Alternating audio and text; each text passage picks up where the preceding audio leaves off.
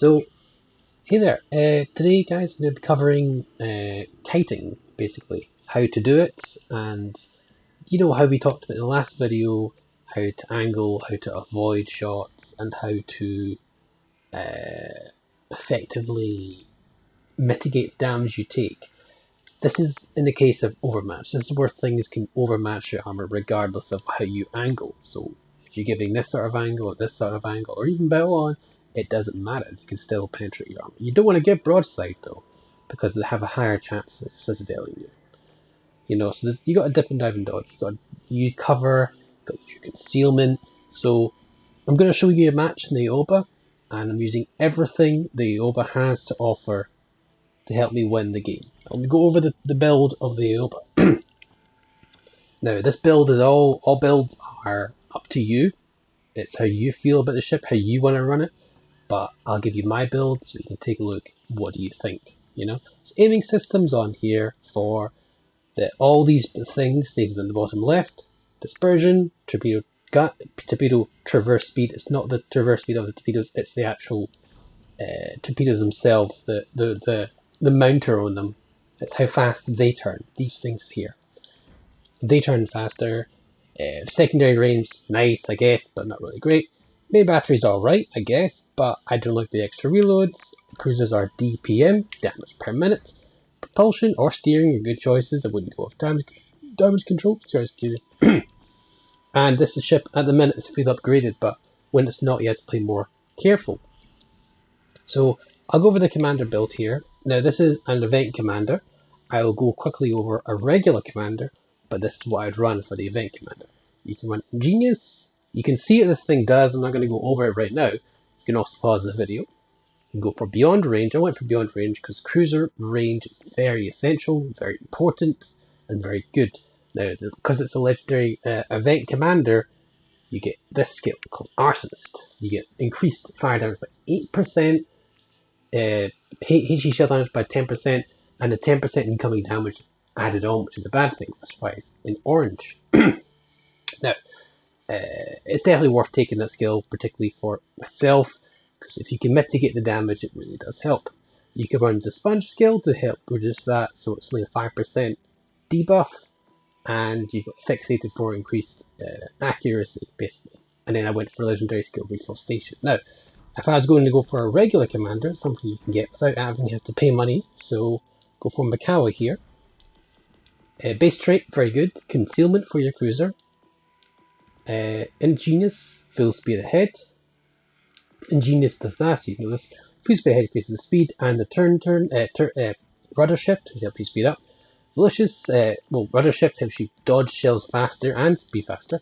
Malicious for increased speed. I didn't go for Sponge, I didn't go for Fortify, I'd rather go for more speed. If I can dodge the shells, I don't have to take them.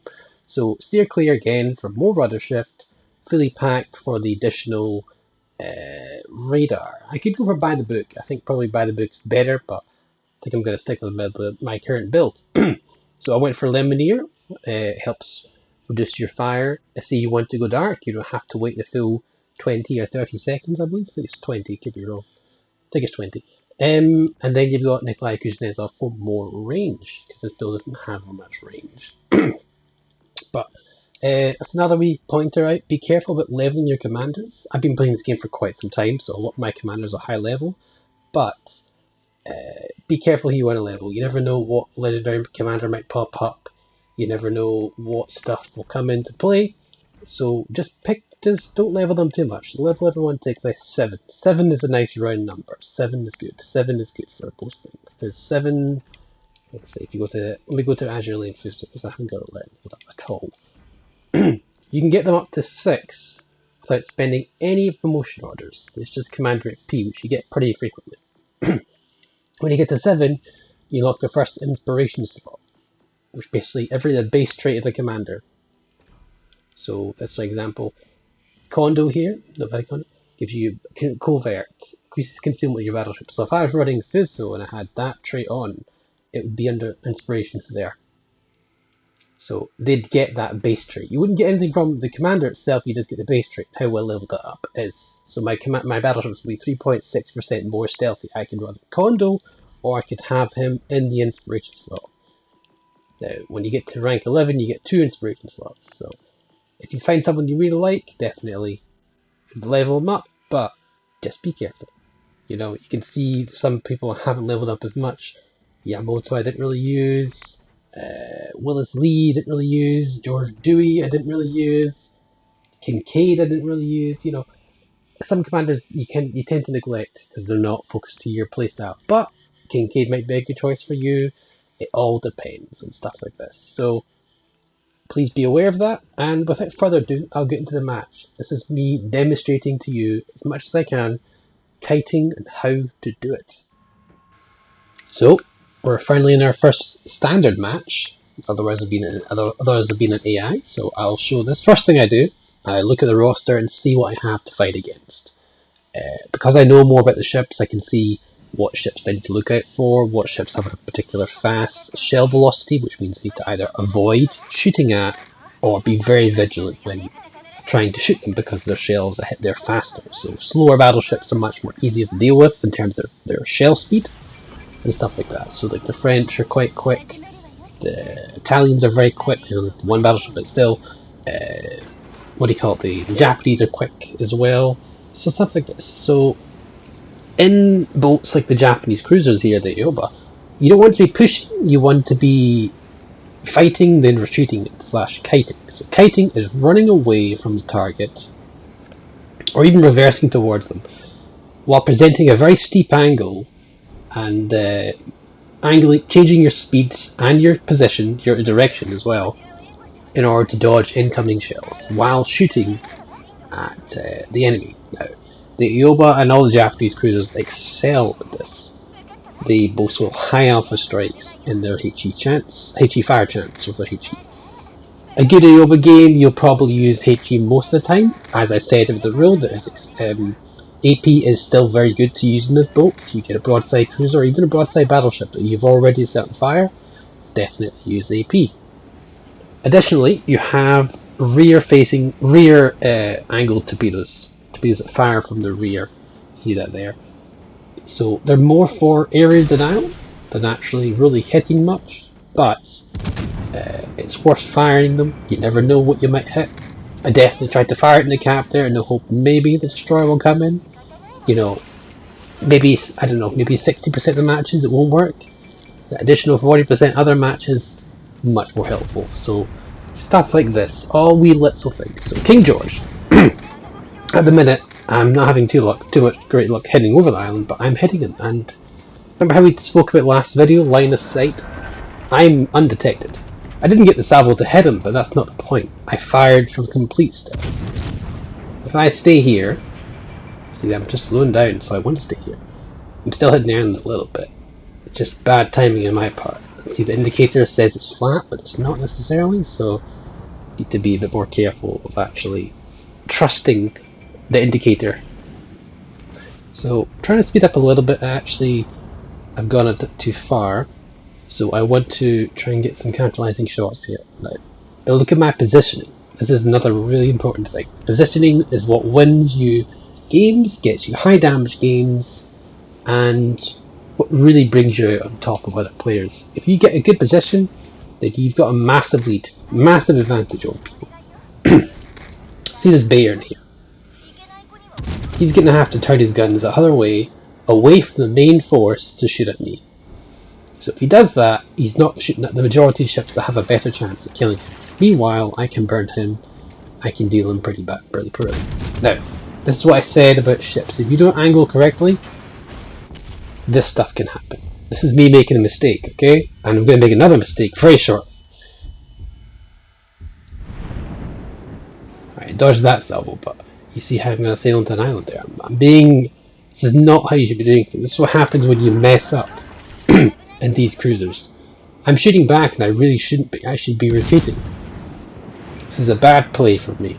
See this? I'm shooting the Scharnhorst and the Scharnhorst is punishing me heavily for it. I think that was the bear that sort of dealt me again. So I'm not doing pretty. Still shooting because there's just people who make mistakes. So I beat myself. This is what this is what you shouldn't be doing. You should be careful. I'm still setting fire and still doing damage, but I'm taking way too much in return. I really should have died. He was unlucky.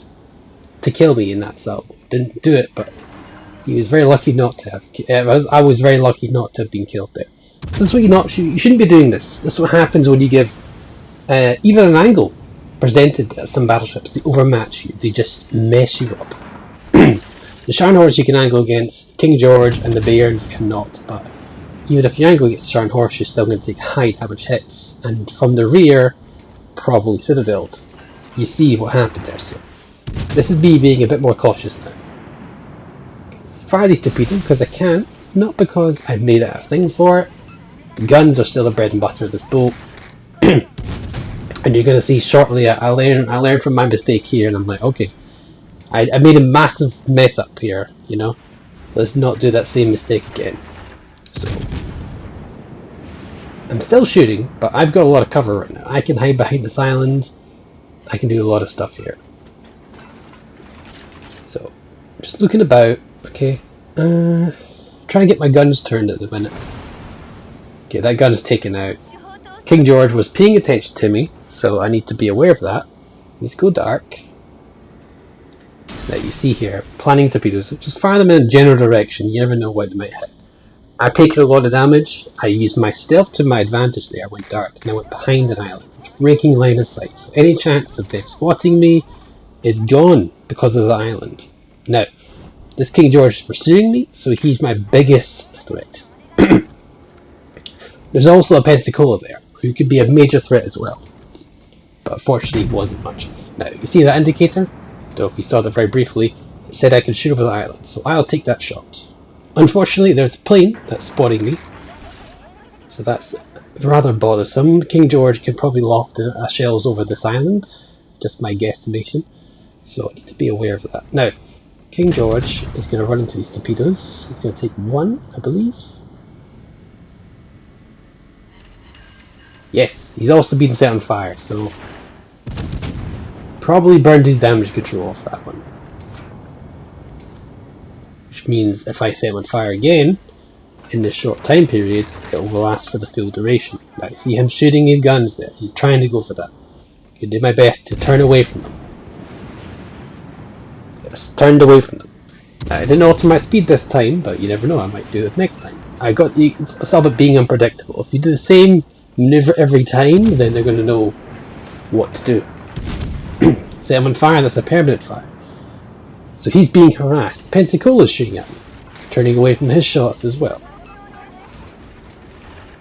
I'm got the attention of 3 ships at the minute. Fire my salvo quickly and see if I can dodge that. Yep, dodging, and I bounce the Pensacola shells because the Pensacola can't overmatch me. If I angle correctly, I can bounce its shells. So that's kiting for you guys. That's how you're doing it here. This is what I've all been trying to tell you. I know it's been boring, but hopefully you've watched the prerequisites from this and you can see why I'm doing everything I'm doing. I'm still shooting because I can. King George is burning. I could go dark, but I'm confident I can dodge these shells. So I'm just keeping every shot I fire, I'm looking at the King George. Pensacola I can angle against, so I'm not really too worried about him. But look at the King George. I'm paying attention to where his gun turrets are. Slow down there, you see that? I've maneuvered my speed. If I was going the same speed, he might have survived. He might have hit me. Pensacola took a little bit off me there, but it's mitigated because I'm presenting a small target for him. I'm effectively stern on to the Pensacola. Now, I didn't give enough lead for that King George, but he is... I didn't expect him to do that. I thought he'd hit the island there. So another shot comes in from the King George. Going forward here to duke the shells as best as I can. I got hit by one, but it was a bounce, that's fine, or it was a shatter, I believe. But the majority of the shells fell flat. So I'm at half speed now. Sorry, quarter speed. I've slowed it right down. I've got a good and a strong angle against the Pensacola if he's firing AP. Speeding back up again. You see, I'm duking the shells, doing my best to drive like a madman. Unfortunately though, there is a border here, and they've been pushing me all this time. But the good thing about this is because they've been busy with me, Our team have gone on and captured both the objectives and are mopping them up, and now they've got no choice but to return back. I stopped shooting there, see this as well, because I didn't want any fire, because I'm going to reach the map border, then I'll have nowhere to kite from, you know, I'll have nowhere left to kite. So I'm dark at the minute, I'm not detected. Probably the best time to fire torpedoes when you're not detected in a Japanese cruiser, and any cruiser, any destroyer as well. But I fired my torpedoes, gonna shoot him again. He's not very much health, it doesn't take too many salvos to actually kill him. So, went from half speed, full stop in reverse, back up to full speed. All this sort of stuff, just changing, being unpredictable as possible. If you keep a rhythm, they're gonna predict the rhythm that you're gonna do. You know, say I'm gonna shoot, then I turn left, shoot, then turn left. You know, that's not gonna work. So there we go. That's him out. I was confident in myself I could finish him on only a couple salvos, and I did that. Now the problem is I'm out of the fight, because I'm so far back. I've been out of the fight, but I held back 3 ships, which at the minute was the majority of the enemy team there. See, all that's left really is a Scharnhorst. The Pensacola is still back here with me a little bit. I don't know how far he is, but he's still pretty close to me. I kept those ships busy, so our team could go on and capture the objectives. Next video I'm going to cover how to win games, domination modes, and capture the bases, and how games are won.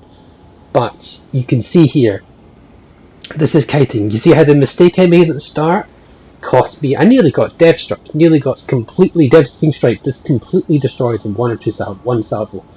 I could have been completely killed there. I was lucky to have lived. That's the problem, that's the risk you take when you play something very hard to play like a cruiser. But if you play this right and you use art of kiting, like I've showed here, you can pull off some cracker games here. This is tier 5, I'm on 94,000 damage. Okay? I see the Pensacola here. He's getting a little bit too much broadside, but I have HE loaded, so I'm going to fire what I have. Always worth to fire what you have, then switch. So, I've got AP loaded for next salvo. 2 penetrations on the HEs, it's good damage. So let's see if I can get something a bit more reliable on the AP. Because he is pretty far away though, he'll have plenty of time to dodge the shells. But that's the Scharnhorst taken out, so he's the last ship. If we kill him, we win. So, I'm going to switch to AP here because he's been giving me a broadside. I wonder if he continues this path. So, I'm going to look at the boat here. He's given me enough broadside to citadel the crap out of him. Unfortunately, he's very far away from me, and he can see my shots coming.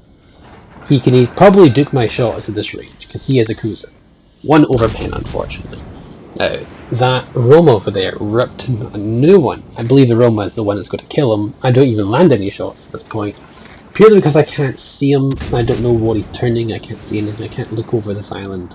So, I'm taking my best get to fire AP onto his broadside, but a lot of it's hitting the island. There's the indicator. No indicator there. I don't think I got him. This is the island indicator. Fired again, yeah. Okay, anyway, so that's him taken out.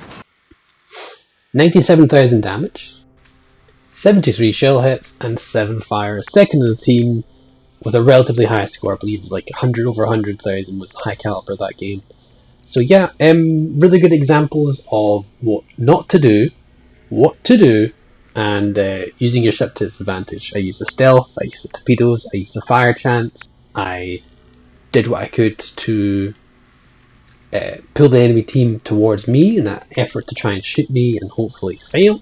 So yeah, it's a good example of this, and without much further ado, I'll catch you next time.